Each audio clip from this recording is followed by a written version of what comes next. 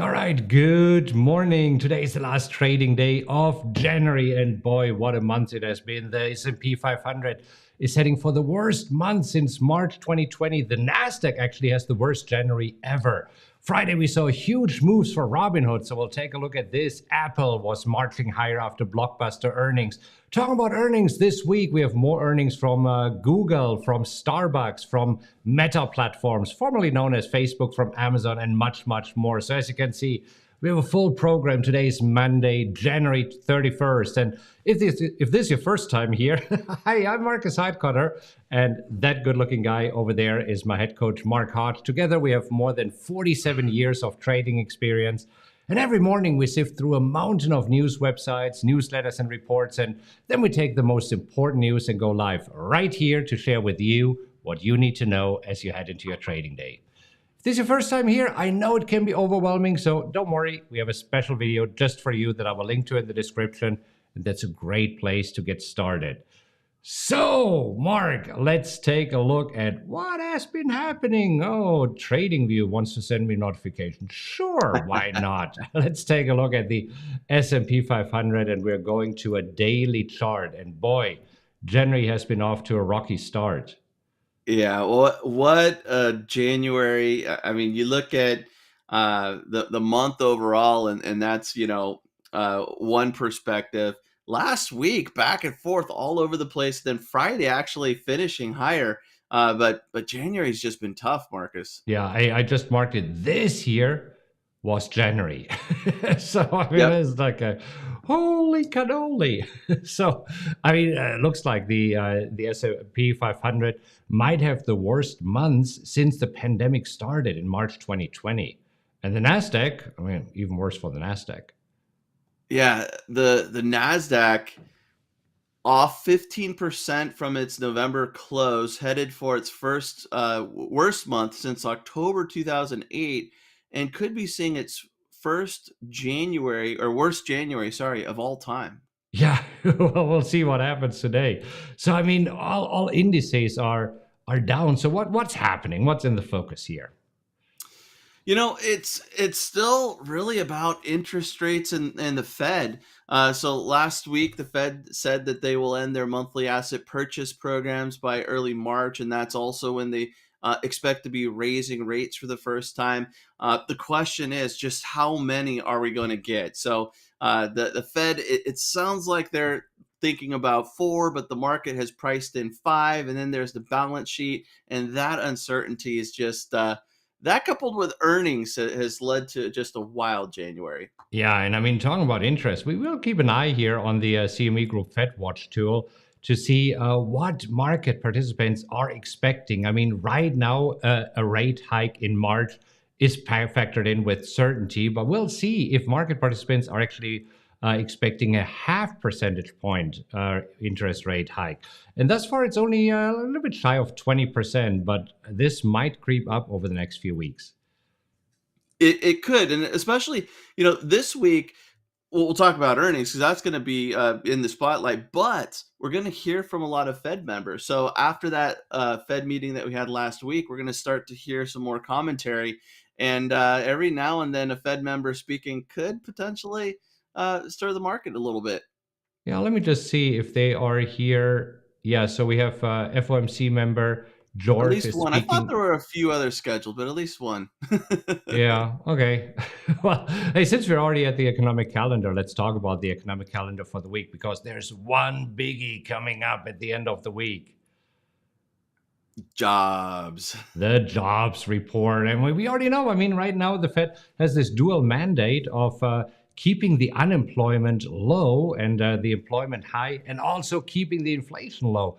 And the Fed has said, yeah, you know what? We think that the jobs market, that they can actually take a hit when we are hiking interest rates. So we'll see. And the White House has already warned on Friday. Did you see that? Yeah, I saw that they're laying out a scenario where the jobs number could be hit a little bit by the Omicron surge that happened at the end of 2021. So economists expect the report to show 178,000 jobs with unemployment keeping steady at 3.9%. But that's a big one. We'll have to see. Yeah. Well, and then you mentioned it. I mean, earnings are in focus this week. So we have quite a few heavyweights reporting earnings this week. We do. So over 110 S&P 500 companies will report fourth quarter earnings this week. Tuesday, tomorrow, really picking up with you have XM. I'm sorry, Exxon, XOM, the ticker. They're reporting, and then Alphabet, a big one. I still can't get myself saying alphabet to Google. It's I Google. know. I know. AMD, PayPal, Yeah, I mean, there's a little bit of everything. I mean, Starbucks is also reporting this week. Uh, Meta platforms, and that's Facebook. Facebook. Yeah, I can't say Meta yet. Yeah. And Well, then and Amazon then on Thursday. also, I mean, we have to keep an eye on crude oil. I mean, crude oil has just been marching higher and talking about having the worst months in a while for the indices. I mean, crude oil is having the best months in what, like 30 years or something like this? Yeah, I mean, just an incredible run since the beginning of December, from like 65 to 88. That's a big run for crude oil for sure. Yeah, and we need to keep an eye on the VIX here as well. So we talked about the VIX, right? I mean, the VIX was spiking last week to almost 40. We have talked about it. Whenever the VIX is spiking, at first it does, and then it is pulling back. So, I mean, this is where we could see actually this week the markets maybe slightly drifting higher after it almost looks like they might have found a bottom, but this was a super volatile week with really volatile swings throughout the day. Absolutely, Marcus. And so I think the line in the sand will be this morning. You know, where we open up this morning, and where the market trades. Are we going to see a lower volatility and just creep higher after this open? But it could be another volatile week since Friday we had that jobs report. Yeah, and we talked about it. I mean, these swings, they look very innocent on the chart, but if you look here, this is a 7.75 point swing. I mean, this is almost an 8% swing that we had last week from an intraday low to an intraday high. I mean, almost That's huge. 8%. It's crazy. Huge. Yeah. Hey, talking about earnings. So last week we had Apple reporting earnings, and I mean, Apple just blew it out of the water. So on Friday they were up 7% in pre-market trading. They're up here as well a little bit. I mean, that's Apple said yes, there are supply chain issues, but we got this under control. And then on the other hand, we had Tesla. We said, well, we do have supply chain issues, and they're impacting us. Our factories are not running at full capacity. Yeah, and up a little bit or up 2% pre-market, but I'm kind of surprised that Tesla got hit as much. Well, to see the Apple versus Tesla trade where everybody loved Apple. I mean, they had a stellar quarter. It was just awesome numbers there. But I'm surprised Tesla took as big a hit. Yeah. And then Robinhood was reporting, and I mean, they had a huge day on Friday. I mean, at some point, they were down as much as 14% and then finished 9% higher. So this year is a huge 25% move in a day. This is big. And I think part of it was just buying these lows, people getting excited because Robinhood just absolutely hammered since it IPO'd. And who knows? It might be territory for someone to come out and just buy them. So It could be. It could be because we have seen some consolidation amongst brokers. I mean, we saw that TD Ameritrade bought Think or Swim. We saw that then Schwab bought TD Ameritrade. Then what else? We saw that Tastyworks got bought by a UK-based broker. So we do have some consolidation going on. yeah. And I mean, Robinhood's a small fish to Schwab. Schwab could come out and buy them easily. Yeah, we'll see what happens there. Okay, but then also big day for Visa on Friday, up 10%. Yeah, a nice adjusted quarterly profit for them, beating estimates, also better revenue, and topping $7 billion in revenue for the first time. So nice little quarter. That's crazy. All right, then we also see some moves here today. I mean, Netflix has a pretty good bounce here this morning, up 3.5% after getting hammered. Yeah, there was last week. I think just absolute horrible week for them, but then starting to see a little bit of buying towards the end of the week.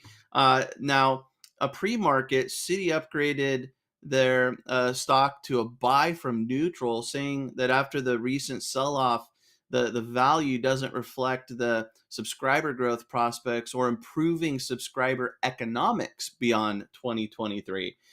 So getting a little bit of love pre-market trading Yeah, and around we talked 398. about this. I mean, this move, this 20+% drop is definitely exaggerated. So let's see if Agreed. now over the next few days they can fill the gap here. It seems that some people see it as a buying opportunity. Well, and then we have our friend Beyond Meat moving again this morning. I mean, and this is Beyond Meat. It's just one of these guys who good news, bad news, good news, bad news, good news, bad news. And recently it has been just bad news all around.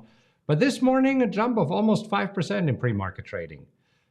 And another upgrade here. So Barclays gave it a double upgrade to overweight from underweight, increasing its price target to $80 per share from 70, saying that the company's growth potential, especially in the US market, is strong. Yeah, we'll see. Okay, let's take a look at the cryptocurrencies. Cryptocurrencies also, have they found a bottom here? I mean, Bitcoin down what, more than 50% from the highs that it made in November. Then we also have Ethereum trading around 2,500, so also down what, a little bit more than 40%. So what do you think is happening here? It could be that this is that bottom, but we've just seen that it's gone lockstep with the risk appetite for stocks, right? So is this the bottom for tech? Will tech kind of calm down? And if so, then I think Bitcoin has found a bottom. But it's weird. I think you really have to look at those growth stocks because we've just seen a very similar move, right? Yeah. All right, let's take a look at the pre-market and overnight action. So we're looking at the E-mini S&P futures 5-minute chart, and I mean the overnight action just shows us how nervous the markets still are. Like, okay, what are we gonna do? Are we pointing to a higher opening? It seems that right now we have been pointing to a slightly higher opening, a slightly lower opening. I mean, just fluctuating around Friday's close. And again, we have to see of how much it moves overnight because it all looks so innocent. But that's also almost a 1% move, 0.8% move. That is quite something for overnight markets. For normal markets, that is huge. Based on what we saw last week, a little more tame. Yeah. So the S&P is pointing to a 0.2% lower opening. The Nasdaq points to a 0.3% higher opening. The Dow is pointing to a 0.4% lower opening. So I mean, super mixed here. And this is where, okay, do people buyers stepping in and buying the dip here on the last day of January, or do we see some rebalancing where people are saying, oh no, seems to be the worst month ever, so maybe it's time to get out of the market. So as you said, I mean, today will be an interesting day. Absolutely, and I think that this muted start here, I think is a positive. It's a positive. It's not like we're not heading into the market where it's just a bloodbath. I think that this is a good sign for Monday. Yeah, also take another look here at the VIX, slightly up here this morning. But you're right, because without any major impulses, markets usually drift higher. And this is what we could see today. Just an unchanged open and then a drifting higher, but we'll see. I mean, this is where we always say trade what you see, not what you think, right? Yeah, clearly traders didn't want to be short the market on going into the weekend on Friday, so that Oh yeah, helped with that rally. huge And move on now Friday. Huge move on Friday. Okay, hey, now it's seeing we where got to we get go. ready for trading, and this will be another great week. We had a great week of trading last week, didn't we?